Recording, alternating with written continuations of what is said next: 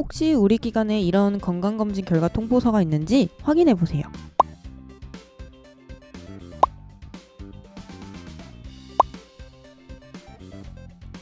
이 중에 하나라도 있다면 이번 영상 집중해주세요.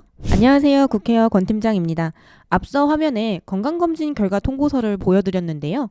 장기요양기관은 건강에 취약한 어르신을 케어하는 업종이기 때문에 직원의 건강 상태도 중요합니다.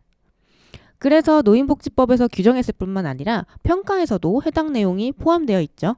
그럼 구체적으로 알아볼까요? 평가 지표 읽기 전에 제가 강조하는 것. 지표를 읽을 때는 단어 하나하나 꼼꼼하게 읽어볼 것. 이 점 기억하며 같이 살펴볼게요.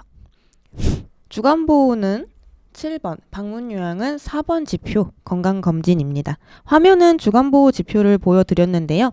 방문요양, 방문목욕 모두 내용이 공통되니까요. 참고해 주시고요. 지표 이름은 건강검진이네요. 직원은 정기적으로 건강검진을 실시합니다. 여기서 알 수 있는 건 직원이 건강검진을 받아야 하는데 정기적이라는 말이 있죠. 그래서 일회성이 아니라 꾸준히 검진을 받아야 한다라는 것을 예측할 수 있어요. 그럼 아래 평가 방향을 읽어볼게요. 직원이 건강한 상태에서 급여를 제공할 수 있도록 건강검진을 실시하는지 평가합니다. 여기까지는 앞의 내용과 비슷하네요. 그럼 평가 기준을 한번 봐야겠어요. 평가 기준 1번, 직원은 결핵검진을 포함한 건강검진을 매년 실시함. 국민건강보험공단에서 실시하는 일반 건강검진 수준 이상인지 확인함. 5개 영역, 신체 계측검사, 요검사, 혈액검사, 영상검사, 결과 판정 이렇게 적혀 있네요. 여기서 포인트는 결핵검진, 그리고 매년, 그리고 5개 영역이라고 볼 수 있습니다. 기억해 주시고 2번 마저 읽어볼게요. 신규 직원은 급여 개시일까지 결핵검진을 포함한 건강검진 결과를 제출함. 신규 직원은 최근 1년 이내에 검진을 기준에 건강검진 결과 통보서를 급여 개시일까지 제출하였는지 확인함이라고 되어 있습니다. 여기서 포인트는 급여 개시일까지 그리고 최근 1년 이내예요. 잠깐 그 위에 1번에서 설명된 5가지 영역에 대해서 설명을 드리고 갈게요. 신체 계측 검사는 저희 신체 정보, 키, 체중, 시력, 청력 등이 포함되어 있고요. 요검사는 요단백, 요당, 소변 검사가 주로 이제 표기가 되어 있습니다. 혈액 검사의 경우 혈당, 혈청, 빈혈 검사를 많이 하시고요. 영상 검사는 이제 저희가 제일 많이 하는 흉부 X선 검사입니다. 결과 판정은 말 그대로 앞에 했던 검사들의 이제 판정 내용들을 의미하는 거겠죠. 그래서 여기까지 저희가 알 수 있는 거는 기존 직원은 매년 건강 검진을 하고 그 결과 통보서를 제출해야 된다라는 거고요. 신규 직원은 급여 개시일, 쉽게 말해서 처음 근무를 시작하는 일까지 건강검진 결과 통보서를 이제 제출을 해야 합니다. 근데 이 건강검진 결과 통보서에는 결핵을 포함한 5개의 영역의 내용이 있어야 된다라는 거죠. 좀 더 구체적인 내용을 확인하기 위해 확인 방법을 한번 읽어볼게요. 기준 1번. 보건소 등에서 실시하는 일부 저명성 질병에 한정된 건강검진은 불인정함. 이게 무슨 소리냐면 직원 중에 단순 건강진단서를 제출하는 경우가 있어요. 건강진단서가 뭐냐면 이 사람이 저면성 질환이 있는지 없는지 확인해 주는 서류예요. 아까 평가 기준에 결핵검진이라는 말이 있었잖아요. 이걸 이제 기억하고 있거나 보건소나 이제 병원 가서 주간보호 취업했는데 건강검진 받으러 왔어요 이러면 직원이 건강진단서를 발급해 주는 경우가 있어요. 그리고 센터에 제출하는 거예요. 그런데 아까 평가 기준에서 5개 영역이라고 했잖아요. 결핵검진 결과만 있으면 평가에서 인정 못 받겠죠. 그러니까 제발 직원에게 안내할 때 건강검진 5개 영역을 꼭 포함되어야 한다고 안내해 주셔야 합니다. 다음, 대상 직원은 대표자 겸 시설장, 대표자 겸 직원, 고용된 시설장 포함한 모든 직원, 가족요양보호사까지 포함이라고 되어 있네요. 그리고 또 아래에 산업안전보건법 시행규칙 제97조에 따른 사무직원은 2년마다 실시라고 되어 있습니다. 여기서 많이 하시는 질문. 그럼 주간보호 사무원은 2년마다 받아도 되나요? 라고 하시는데 제가 거듭 말씀드리고 있죠. 단어 하나하나 읽으셔야 한다고요. 앞에 산업안전보건법 시행규칙 제197조에 따른데요. 그럼 이 법령을 확인해 봐야겠죠?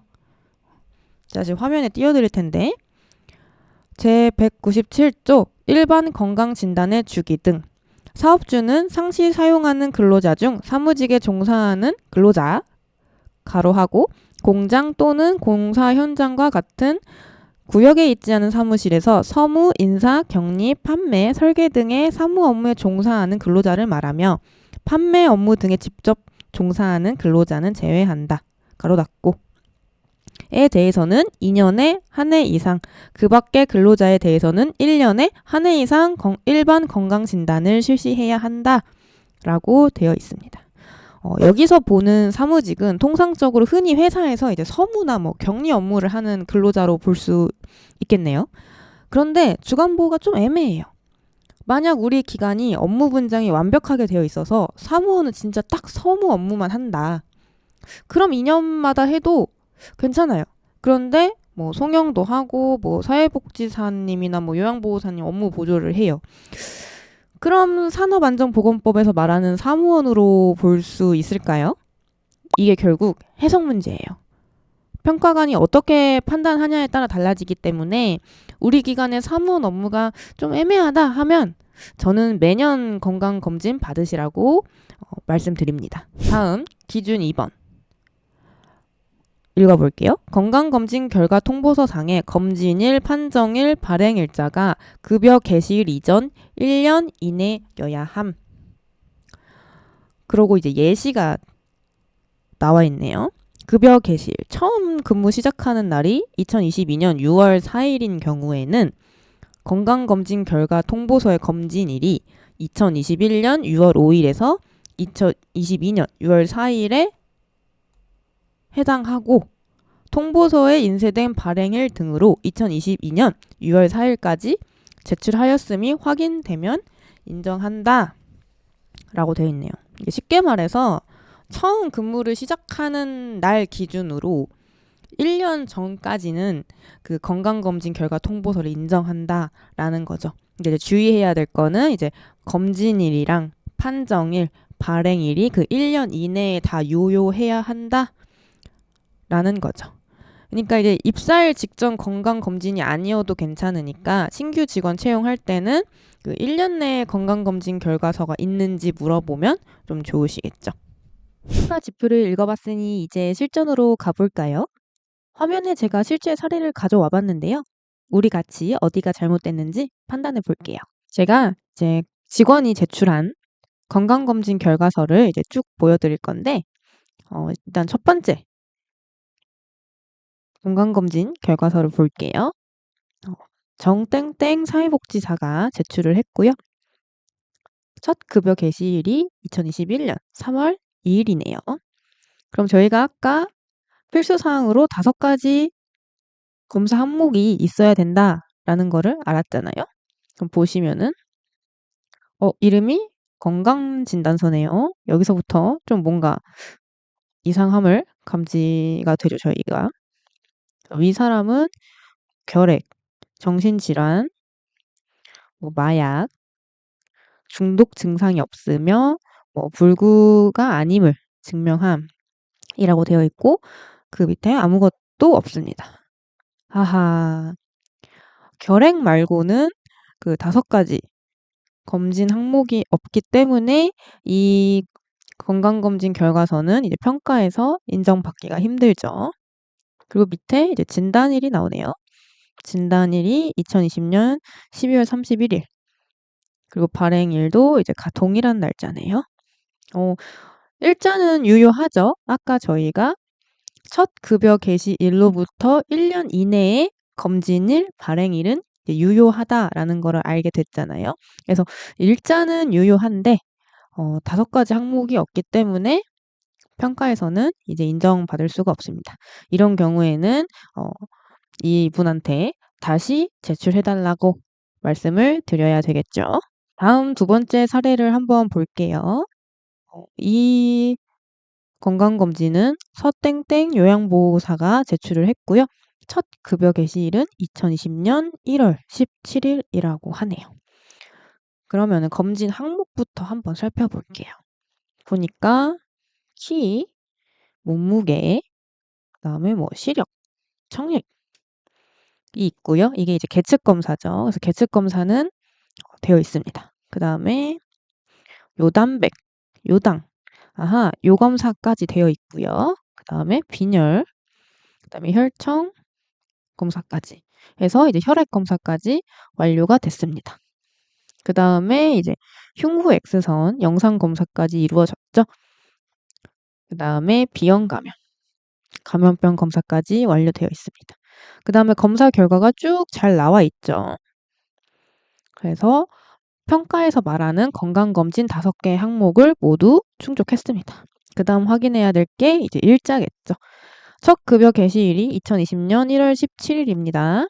근데 봤더니 검진일은 따로 안 적혀 있고 발행일이 있네요. 발행일이 2020년 1월 18일입니다. 개시일 이후에 발행이 되었네요. 그렇기 때문에 이 건강검진도 평가에서는 좀 인정받기가 힘듭니다. 적어도 1월 17일까지 발행된 건강검진 결과 통보서를 제출해야지만 인정을 받을 수 있죠. 그래서 이것도 인정 못 받기 때문에 과거에 받은 건강검진 결과 통보서가 있는지 한번 이 선생님한테 여쭤봐야 되겠죠. 다음 3번째 사례 볼게요. 박땡땡 요양보호사가 제출을 했고요. 첫 급여 개시일은 2023년 2월 1일이라고 되어 있습니다. 이름이 신체검사용 채용 신체검사서라고 되어 있네요. 보니까 키, 뭐 체중, 뭐 시력, 청력 이런 게 적혀져 있고요. 계측검사 됐네요. 그 다음에 이건 좀 특이하게 그냥 다 이상 없음이라고 되어 있네요. 비뇨가 있고 뭐 혈액이 있긴 한데 흉부 X선 검사도 했고요. 그래서 5가지 항목 검사를 한 것 같긴 한데 문제는 그 결과 판정 내용이 없습니다. 계측 검사는 그 결과에 대한 수치가 나와져 있는데 지금 그 외의 검사들은 그냥 단순히 이상 없음이라고만 되어 있고 정확한 수치가 나와 있지 않죠. 그래서 이것도 조금 인정받기가 힘듭니다. 그 다음에 검진일을 봤더니 1월 5일 날 하셨고 판정도 1월 5일 날 했습니다. 그래서 입사 전에 그러니까 첫 급여 개시를 하기 전에 판정이 났기 때문에 일자는 인정받을 수 있지만 검사 항목이 모호해서 인정받기가 어렵습니다. 그래서 이 부분은 그 공단에서도 답변해준 내용이 있어요. 그래서 보시면은 이게 사실은 공무원 제출용 신체 검사서거든요. 그래서 이게 흔한 케이스는 아닌데 간혹 이렇게 검진을 하고 오시는 경우가 있어서 제가 한번 사례로 들고 와봤어요. 그래서 공단에서는 검진 결과를 확인할 수 없기 때문에 불인정한다라고 공식적인 답변을 했기 때문에 이렇게 생긴 건강검진 결과 통보서를 제출한다면 다시 해야 된다라고 안내를 드려야 되겠죠. 자, 다음 4번째 사례 한번 살펴볼게요. 이 건강검진은 김땡땡 사무원이 제출을 했고요. 첫 급여 개시일이 2023년 6월 5일이라고 합니다. 하나씩 볼까요? 계측검사 쭉 나와 있죠? 그 다음에 혈액검사 다 했고요. 그 다음에 요검사, 영상검사까지 했습니다. 그래서 판정 결과까지 쭉 나와 있죠. 그리고 결핵 소견 없는 것으로 나와 있고요. 그래서 이렇게 봤을 때는 결핵을 포함한 5가지 검사를 다 했어요. 근데 문제는 검진일은 확인이 되는데 판정일이 없어요. 발행일도 없고요. 그래서 이럴 경우에도 평가에서 인정받지 못합니다. 그래서 판정일자와 발행일자가 없으면은 평가에서 인정을 안 하는 사례가 실제로 있었거든요. 그래서 이런 경우는 어떻게 해야 되냐면 판정일, 발행일이 기재된 이제 페이지를 추가 제출하라고 하시거나 아니면은 이 선생님이 첫 근무하기 전에 제출했다는 이제 객관적 자료, 예를 들어서 뭐 팩스로 보내면 그 위에 팩스 일자가 찍히잖아요. 그래서 뭐 팩스라던가 만약 문자를 보냈다면 그 문자 캡처본, 그 일자가 나와 있는 캡처본, 그다음에 메일 이런 수신일이 적혀 있는 객관적 자료가 있으면 인정을 해준다고 하니까요. 이런 경우에도 꼭 잊지 말고 직원에게 다시 말해서 서류 보완을 해주셔야 합니다. 여기까지 건강검진에 대해 살펴봤는데요. 다시 한번 요약을 할게요. 건강검진은 필수 5개 항목이 반드시 포함되어야 하고 신규 직원은 첫 급여 개시일까지, 기존 직원은 매년 한 해 건강검진 결과 통보서를 제출해야 합니다. 마지막으로 검진일, 판정일, 발행일자까지 빠진 건 없는지 체크해 주시고요. 건강검진 결과 통보서는 병원에서 발행하기 때문에 시간이 지나면 보완이 불가능한 서류예요. 그래서 평소에 담당자가 필수사항이 모두 포함된 건강검진인지 확인해 봐야겠죠. 오늘은 여기까지 마무리하고요. 궁금한 사항은 댓글 달아주시면 답변 드리도록 하겠습니다. 감사합니다.